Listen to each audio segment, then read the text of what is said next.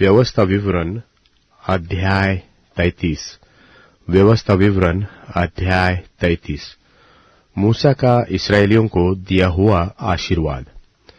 जो आशीर्वाद परमेश्वर के जन मूसा ने अपनी मृत्यु से पहले इस्राएलियों को दिया वह यह है। उसने कहा, यहोवा सीनै से आया और सेईर से उनके लिए उदय हुआ। उसने पारान पर्वत पर से अपना तेज दिखाया और लाखों पवित्रों के मध्य में से आया। उसके दाहिने हाथ से उनके लिए ज्वालामय विधियां निकली। वह निश्चय देश देश के लोगों से प्रेम करता है। उसके सब पवित्र लोगों तेरे हाथ में है। वे तेरे पांव के पास बैठे रहते हैं। एक एक तेरे वचनों से लाभ उठाते हैं। मूसा ने हमें व्यवस्था दी और याकूब की मंडली का निज भाग ठहरी।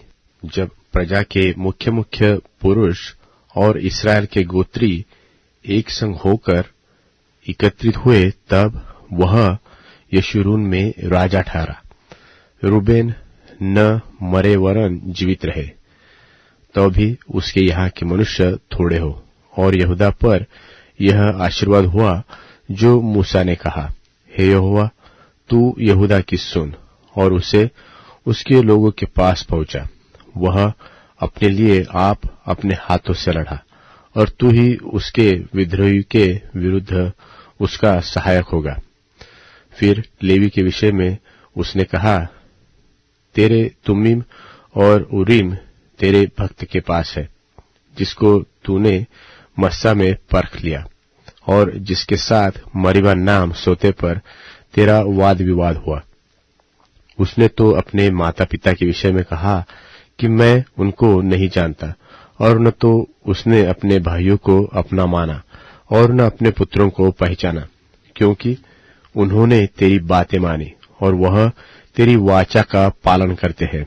वे याकूब को तेरे नियम और इस्राएल को तेरी व्यवस्था सिखाए और तेरे आगे धूप और तेरी वेदी पर सर्वदा पशु को होम बलि करेंगे।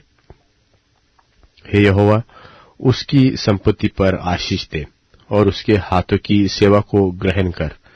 उसके विरोधियों और बैरियों की कमर पर ऐसा मार कि वे फिर न उठ सके। फिर उसने बिन्यामीनी के विषय में ये कहा, यहोवा का वह प्रियजन उसके पास निडर बास करेगा और वह दिन भर उस पर छाया करेगा और वह उसके कंधों के बीच रहा करता है।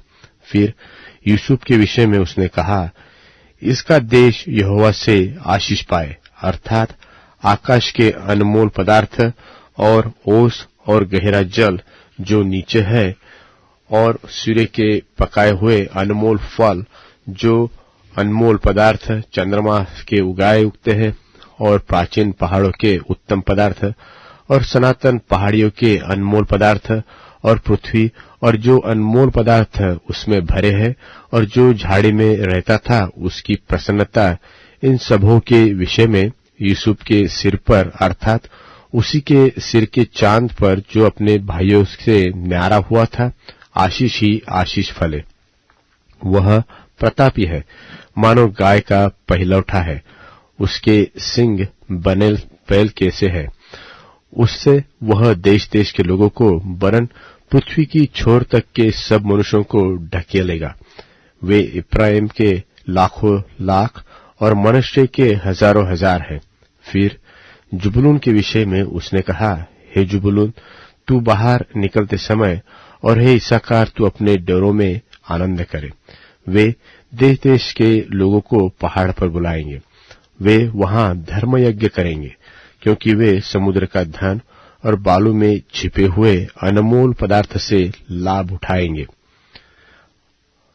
फिर गाद के विषय में उसने कहा, धन्य है जो गाद को बढ़ाता है। गाद तो सिंह के समान रहता है और बाह को वरन सिर के चांद तक को फाड़ डालता है।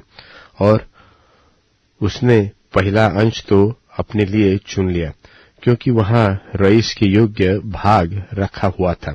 तब उसने प्रजा के मुख्य मुख्य मनुष्यों के संग आकर यहोवा का ठहराया हुआ धर्म और इस्राएल के साथ होकर उसके नियम का प्रतिपालन किया।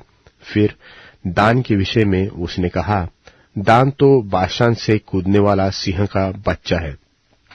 फिर नप्ताली के विषय में उसने कहा, हे नप्ताली, तू जो यहोवा की प्रसन्नता से तृप्त और उसकी आशीष से भरपूर है, तू पश्चिम और दक्षिण के देश का अधिकारी हो। फिर आशेर के विषय में उसने कहा, आशेर पुत्रों के विषय में आशीष पाए, वह अपने भाइयों में प्रिय रहे और अपना पांव तेल में डुबोए। तेरे जूते लोहे और पीतल के होंगे, और जैसे तेरे दिन वैसी ही तेरी शक्ति हो। हे यशूरून, परमेश्वर के तुल्य और कोई नहीं है। वह तेरी सहायता करने को आकाश पर और अपना प्रताप दिखाता हुआ आकाश मंडल पर सवार होकर चलता है। अनादि परमेश्वर तेरा गृहधाम है और नीचे सनातन भुजाएं है। वह शत्रुओं को तेरे सामने से निकाल देता और कहता है, उनको सत्यानाश कर दे। और इस्राएल निडर बसा रहता है। अन्न और नए दाखमधु के देश में याकूब का सोता अकेला ही रहता है, और उसके ऊपर के आकाश से ओस पड़ा करती है। हे इस्राएल, तू क्या ही धन्य है। हे यहोवा से उद्धार पाई हुई प्रजा, तेरे तुल्य कौन है। वह तो तेरी सहायता के लिए ढाल और तेरे प्रताप के लिए तलवार है। तेरे शत्रु तुझे सराहेंगे और तू उनके उच्च स्थानों को रौंदेगा।